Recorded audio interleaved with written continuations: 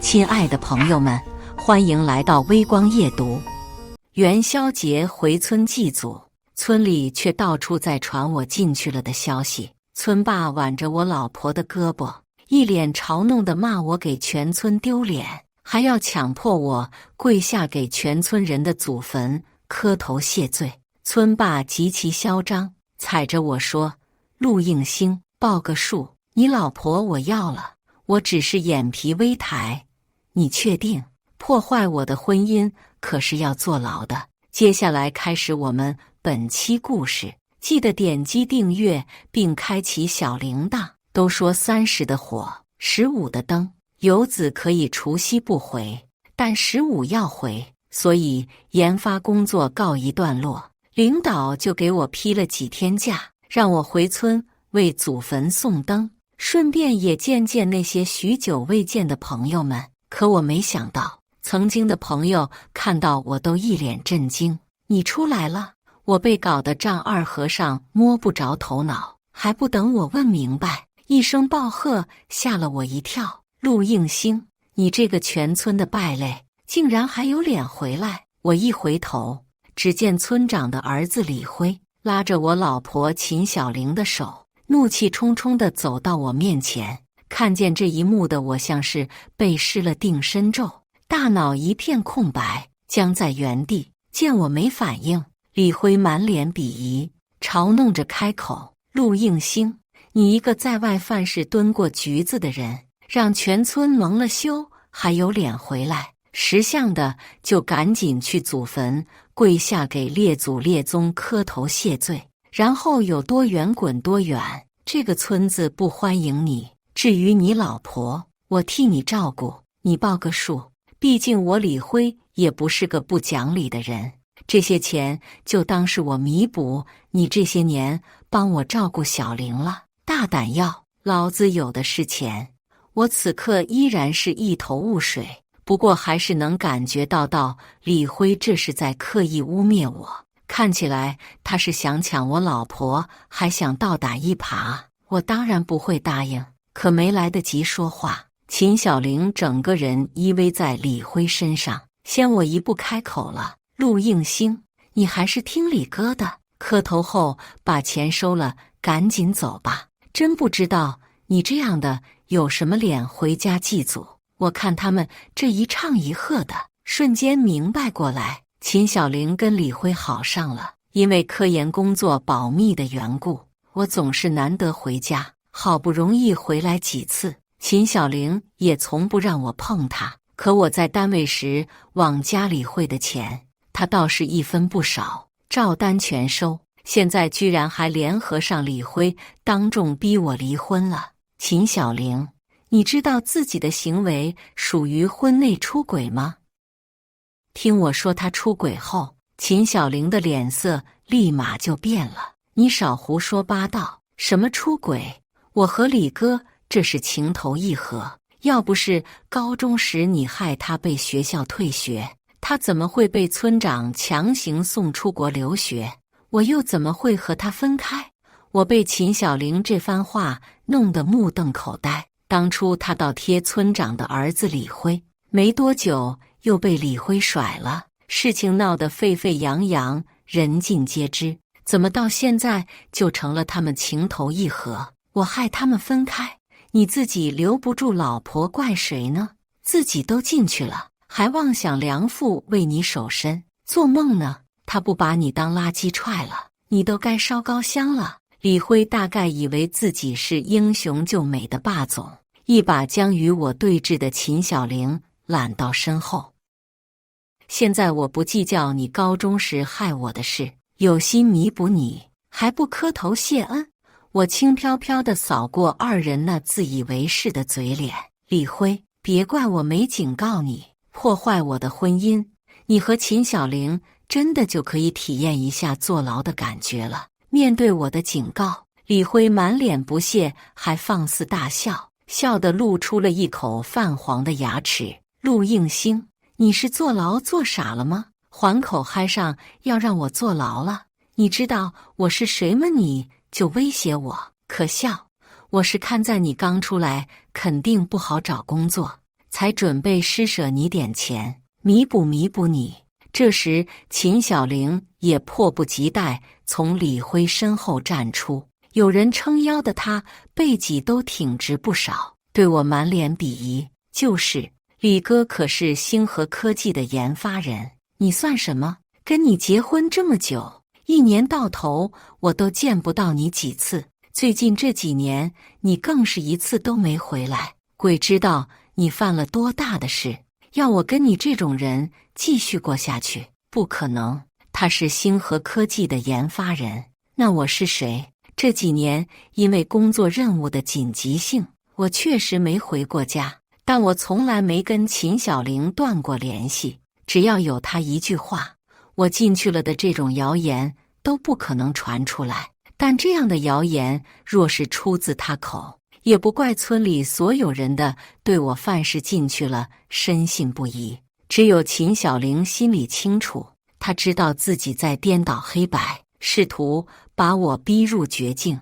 这一刻，我终于发现自己爱了这么多年的人，不过是金玉其外，败絮其内的货色。见我不回应，李辉开始伸手推搡起我来。怎么没话可说了？刚刚不是还说要让我坐牢吗？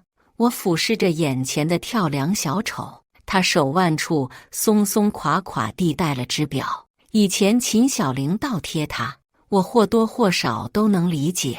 那时的李辉虽然也霸道，但起码还是个人，有个人样。但现在也的他瘦了很多，不止瘦还干瘪，像楼兰古尸。我曾经见过，有些吸了的人会出现暴瘦的症状，强制戒断后还会出现手抖脚抖的问题。感受到触碰我的手正不断颤抖，瞬间明白为什么谣言非要传我进去，原来是以己夺人啊！在我思索之际，村里的人不住地恭维着李辉。李辉的语气已经充满得意。陆应星，你是打算给我磕头，乖乖主动离婚，还是准备受点皮肉之苦后被迫磕头离婚？这自以为是的笑话确实把我逗笑了。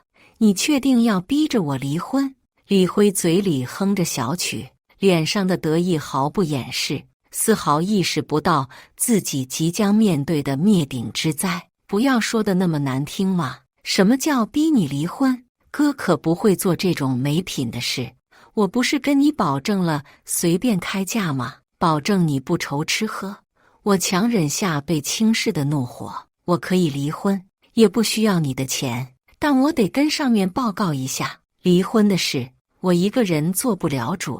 听了我的话，李辉也露出一脸气笑的模样。陆应星，我让你选是给你面子，结果你真拿自己当人物了，还往上面报告。谁？分管你的警察吗？也是，毕竟坐牢怎么不算是一种国家饭呢？李辉话里冷嘲热讽的味道都要溢出来了，但我已经懒得搭理他了。我的意思还不明确吗？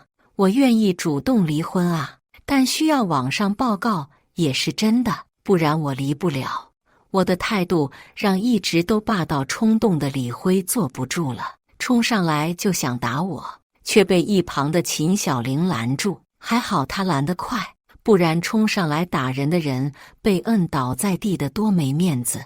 毕竟上级安排保护我的保镖都还在村外守着呢，只是我不想打扰村里，才没让他们过来。李哥，别和他一般见识，他要装你就让他装呗，我倒要看看他一个刚出来的能把电话打给谁。陆应星，我丑话说在前头，你不管打给谁都没用，我就是不要你了。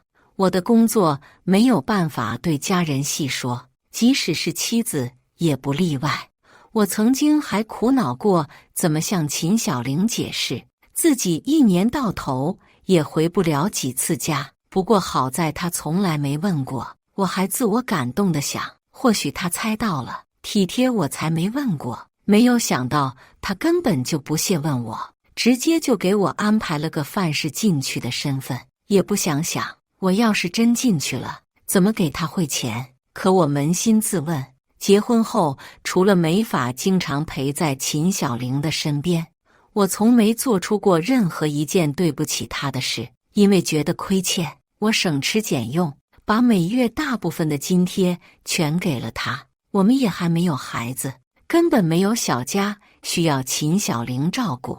我给他的钱，他全花在了自己身上，可他依旧不满意。他不是蠢，就是纯坏。回忆到这，我从失落走到了失望。秦小玲，我当初是瞎了眼才会去追你，不过夫妻一场，我还是愿意好心提醒你。我这个电话打出去，你们就完了。我本来有心放他们一马，可耐不过有人上赶着送死。陆应星，你到底烦不烦？还要在我面前装到什么时候？你装得下去，我都看不下去。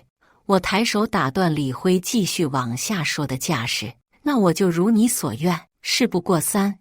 我毫不犹豫把电话拨给了上层的领导，简单明了地把这边发生的事陈述了一遍后，电话那边瞬间传来书本之类重重砸到桌面上的声音。是谁？真的是吃了雄心豹子胆了，敢搅你的婚姻？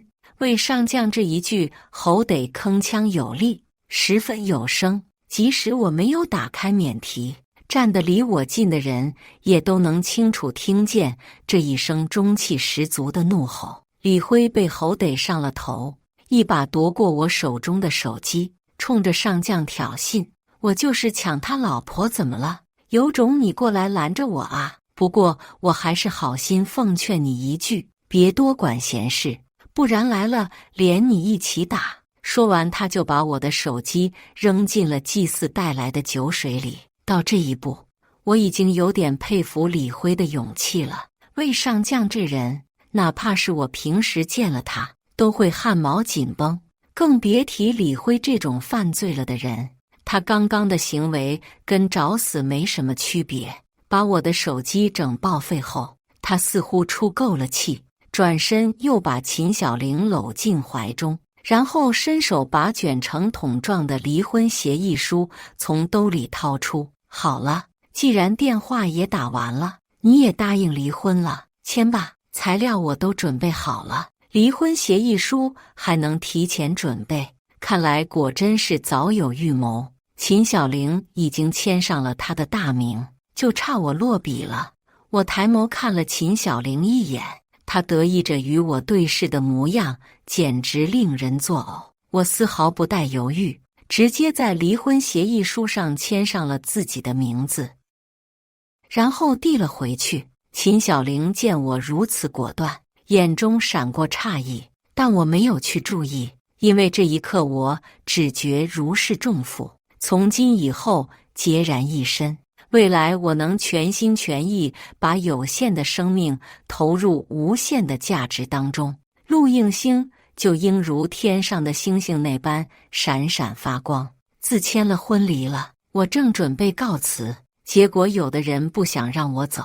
李辉指使着周围的人，他们顿时一窝蜂就全朝着我围了上来。小玲的事是解决了，可我的事还有村子的脸面都没得到解决呢。李辉每多说一句，脸色就阴沉一分。他贴近我的耳旁，害我高中被退学，给老子磕头道歉，坐牢害村子蒙羞，你还得给村里所有人的先祖都一一去磕头。他的语气颇带凶狠和威胁，但我不吃这套。让你被开除的人确实是我，但又如何？你这种人渣被开除上百次都是便宜了你，至于坐牢让村子蒙羞，哼，造谣可是违法的。造谣二字一出，李辉和秦小玲的表情都十分耐人寻味。第一个沉不住气的就是李辉，姓陆的，老子是什么身份？你又是什么地位？我用得着造谣你这种人？告诉你，我们村这么多年可就只出了一个星河科技的核心人员，这地方是你想都想不得的，这么厉害啊！搞得这核心人好像是你一样。我本是想杀杀他狐假虎威的气势，结果这白痴自信大喊星河科技的技术人员当然就是我，给我气笑了。抢我老婆就算了，还抢我身份，再跟这白痴掰扯下去，我怕别人要分不清谁才是白痴了。但李辉又怎么会放过我？就在我转身想走时，那些受他指挥围了我一圈的人终于扑上来动手了。别让他跑了，给我按他跪下！一群人冲着我而来，但啥也不是，被我轻轻松松一个接一个的放倒。期间我还趁乱挑了几个小时后和我玩得来的家伙赏了几巴掌。现在居然去帮着欺负过他们的李辉，真是有够拎不清。混战中有几个人碰都没碰到我，这时候他们才意识到了问题的严重性。你到底是什么人？虽说对付他们不成问题，但耐不住他们人数实在是多，场面一直混乱，直到一句不可置信、充满怒意的骂声传来：你们都在干什么？来人竟是唯一知道我身份的村长。李辉立刻迎上去：爸，你怎么回来了？我看你一直没回来，我才会折返回来，看看怎么了。结果你们这到底是在干什么？看着此刻已经气得脸红脖子粗的村长，我淡淡补充：没什么，他们只是想把我按在地上给李辉磕头而已。我轻飘飘的话语吓得村长倒吸一口凉气。你看看你们干的都是些什么事？小心他可是……村长手指挥的都快冒烟了，他既很气又害怕，教训人时差点脱口而出，被我及时抬手打断了。李叔，你能说什么话？不能说什么话，应该都没忘记吧？村长立刻对着我点头哈腰赔不是。当然，我当然记得。这一幕让全场哗然。怎么回事啊？陆应星有什么特殊的身份吗？为什么村长要对他唯唯诺诺的？能有什么特殊身份？他不就是一个在外打工的吗？非说有什么特殊身份，那就是刚放出来。这里面最急的当然还是李辉，他爸对他都没这么客气过，但他多次拉拽他爸都不起效果，村长还是对着我客客气气的。李辉还是不服，爸，他一个犯事坐牢的，你不用对他客气。他话没能说完就被村长厉声打断：闭嘴！你疯了吗？在他们父子争吵期间，刚刚围攻我的人里，有人喊了句：你们快看那边！远处是一排浩浩荡荡的车队。村长见状也顾不上教训李辉了，众人也全是一脸不可置信的样子，望着车队。村长知道这车队一定和我有关，没有大事是不可能出这么多车的。他想到自己出现时，李辉他们早就已经和我打成一团，差点当场撅过去。混小子，你之前到底都对小星做过些什么？说着，村长的巴掌就一下接一下地落到李辉身上。李辉搞不清一向宠他的村长这是怎么了，只能慌忙躲闪。村长教育完李辉后，又慌忙回头向我连连道歉。李辉这混小子口无遮拦的，还莽撞得很，希望小星你不要介意。我朝村长笑了笑，我当然不会介意，毕竟他马上就进去了。进去？进哪呀？村长望着我，一脸懵。此时李辉还在跳脚。陆应星，你别以为我爹对你客气，你就能压我一头。我无视了他，只对村长解释，李辉刚刚逼着我跟秦小玲离了婚，离婚协议书还在他身上。此话一出，村长算是彻底要昏死过去。他身体一软，被李辉从身后接住。爸，你到底怎么了？我能怎么了？我要被你气死了。东西呢？你快把东西拿出来。村长一边捶打着李辉，一边在他身上翻找着离婚协议书，试图找到后撕毁。我好心提醒，撕了也是没有用的，我已经向上面报告了。闻言，村长彻底像是被彻底抽了魂一样，瘫在原地，嘴唇一张一合，似乎在呢喃该如何是好。而李辉，他像条装了导航的疯狗，只追着我咬。陆应星，你到底在打什么哑谜？你是想骗我吗？我能骗你什么？我早就想走了，是你不让我走的。村长欲哭无泪，全完了。这些车全部都是来接陆应星的。听村长这么说后，李辉望向车队的方向，顿时也有些慌了神。他嘴巴张张合合，也在呢喃：“开玩笑的吧？”村长毫不犹豫就扇了李辉一个巴掌，李辉都没反应过来，嘴角就晕出了一抹红色。李辉一脸懵，抬头看着村长问：“爸，为什么又打我？”村长叫天不灵，叫地不应，无奈一直捶打着自己的双腿。大难临头，他也顾不得保密了。陆应星他就是我们村出去的星河科技的核心技术涉密人员，不止如此，他还是现役军人，跟在将官身边的啊。这下瘫倒在地的人又多了一个李辉，他说话的声音都在颤抖。骗人的爸爸，他是航天核心人员，你为什么从来没跟我说过呢？我跟你说，你让我怎么跟你说？泄露航天核心涉密人员的消息是违法的，而你破坏军婚更是犯罪。你看你都做了些什么？他们两父子说话虽然激动，但都压着声音，只有距离他们较近的我听到了。魏上将带来的人也都跟着一起下了车，他们行走过来的每一步都踏出掷地有声的节奏，直奔我而来。不久前，那群围攻我的人此刻全都唯唯诺诺地站在两旁，不敢动弹。我挺直身姿，正准备去迎接魏上将，可秦小玲却在这个时候扑了过来，跪在我的面前，挡住了我的去路。老公，我错了，我只是一时糊涂，都该李辉带坏了我，你给我一次机会，好吗？他抱着我的大腿，脸上是新流出的泪痕。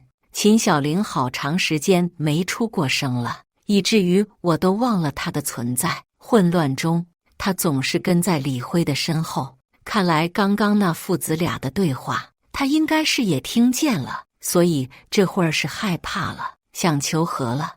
我往后退一步躲开她，别乱叫人了，我们已经签了离婚协议了。还记得签字前我说过要打通电话吧？我已经向上面报告了，如果可以的话，我连曾是夫妻这个关系都不想留。见我如此绝情，秦小玲整个人都僵了一瞬。不是弟，我是真的知道错了，我不该这么任性，都是我的问题，你就原谅我这一次吧，我会证明我真的变了。这会儿时间过去，魏上将早就带着人来到了我的面前，我本来打算直接跟他们回去，可秦小玲偏偏是一点尊严都不给自己留，到了这个地步，还恬不知耻地求我回心转意。好在魏上将通情达理，他什么也没说，只是默默在原地等着我。老公，我真的已经反思过了，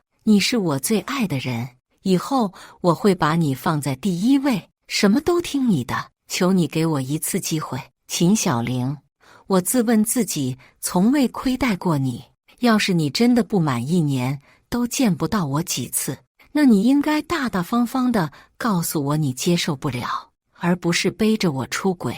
我的话没有愤怒，没有挖苦，更没有恶意重伤，仅仅只是在陈述事实。可只是如此，就让秦小玲没有了半句可以回应我的话，最后只能伏在地上痛哭流涕。我在抬脚，以为终于可以走了，结果又来了个李辉，奸夫淫妇，还玩上车轮战了。李辉有样学样，也西行过来，跪在我的面前，疯狂磕头。和秦小玲相比，他除了磕头，还多了一个狂扇自己巴掌的动作。没一会，瘦猴就把自己扇成了猪头。陆先生，你饶了我一次吧，我们好歹是同村，也是同学呢。我知道你喜欢秦小玲，我没有跟你抢的意思。说着，他就把刚刚村长拼命想从他身上抢来撕碎，但他不给的离婚协议书掏出来，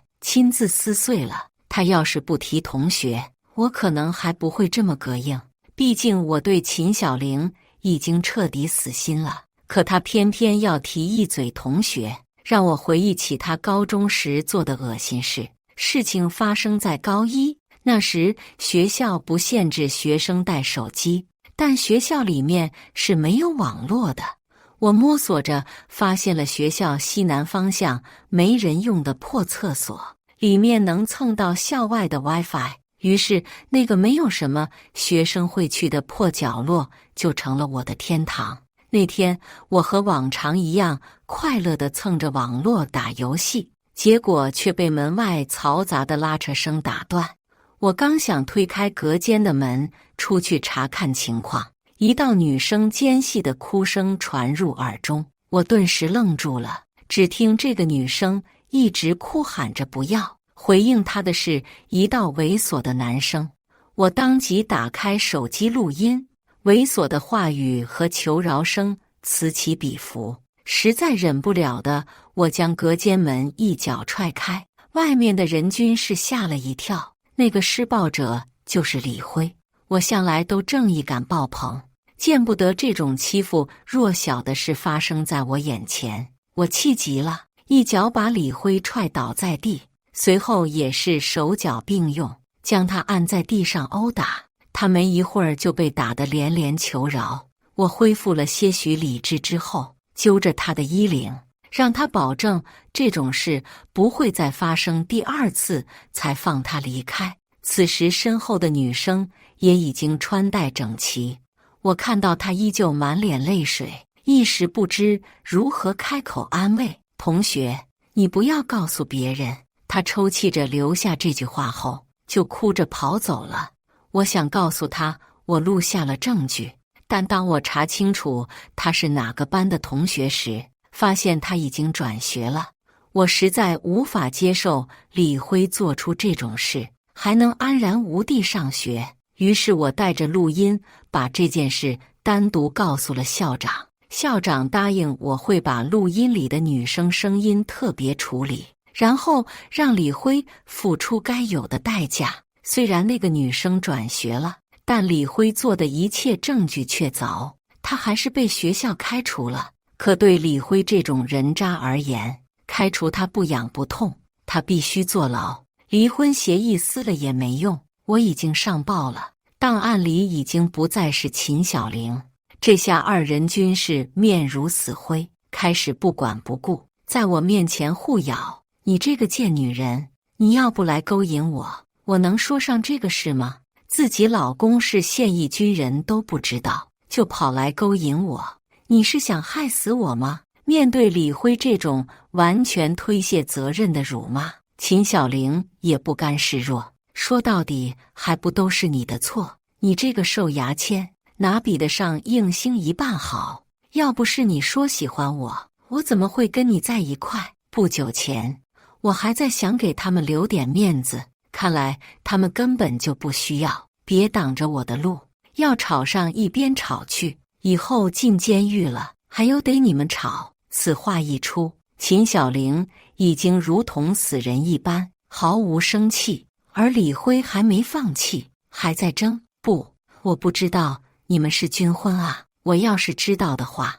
哪怕是吃了雄心豹子胆，我也不敢放肆啊！他脑子转得倒快，瘫在一旁的村长也反应过来，纷纷帮腔。对，我儿子不知道，他都是被这个女人骗了，才会犯下这样大的错误。小星，算李叔求你，给他一个改过的机会吧。父子俩纷纷冲着我磕头。这时站在一旁的魏上将看不下去了，你们得拿出确切能证明你不清楚内情的证据才行。闻言，村长像抓住了救命稻草，他知道内情，我的消息就是他调出去的，他也如实没有和第二个人透露过我的身份，所以他清楚自己的儿子一定不知道。他把求助的藤蔓伸向我，小星啊，你能出面证明李辉不知道详情对吧？算李叔求你，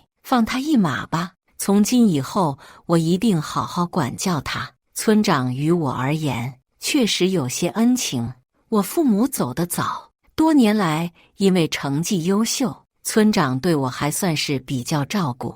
按人情世故，我是该给个面子，可偏偏我是军人，最忌讳的就是感情用事。加上他把李辉教成这个样子，我实在是对他同情不起来。李叔，大家都是成年人了，都该为自己的所作所为付出代价。高中时，因为当事人想息事宁人，让李辉躲过了牢狱之灾。可现如今，我绝对不会对他手软，让我作证放过他。痴心妄想，我只会把李辉所有的罪行完完整整上报，让他得到应有的惩罚。此话一出，李家父子均是万念俱灰。至于你老婆，我替你照顾，你报个数。毕竟我李辉也不是个不讲理的人，这些钱就当是我弥补你这些年帮我照顾小玲了。大胆要，老子有的是钱。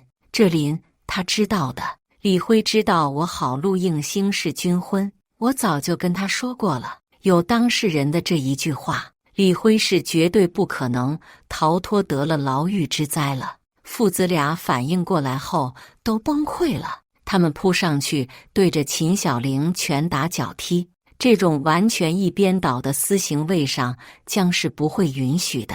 他很快就叫人将他们分开了，这正是我想看见的场面。李辉先是对同学施暴，后又破坏我的婚姻，坏事做尽，他也该为自己赎罪了。而至于秦小玲，享受着我为他创造的一切，却又背叛我，让他和李辉互相牵制一生，就算是他最后对我的回报了，这样便是最好的结局。这边一系列事闹出的动静，几乎将整个村子的人都吸引了过来。那些一开始围堵我的人，现在都纷纷上前跟我诚恳道歉，然后就如失忆似的开始疯狂讨好我。但我早就已经不再拿他们当自己的少年朋友，用不着讨好我，以后我也不怎么会回来了。有的人今天可能就是最后一面。我侧身，只觉得他们挡路。临走前，我再次来到先祖的坟前，敬了一杯酒。这次我的身姿比刚回来时要更加挺拔，随后微微鞠躬，一点一点告诉他们，这些年我都做了怎样的事，成为了怎样的人。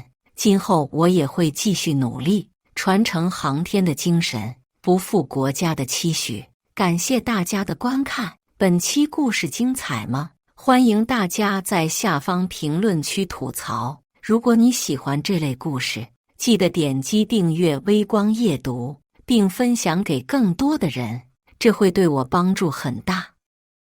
再次感谢大家。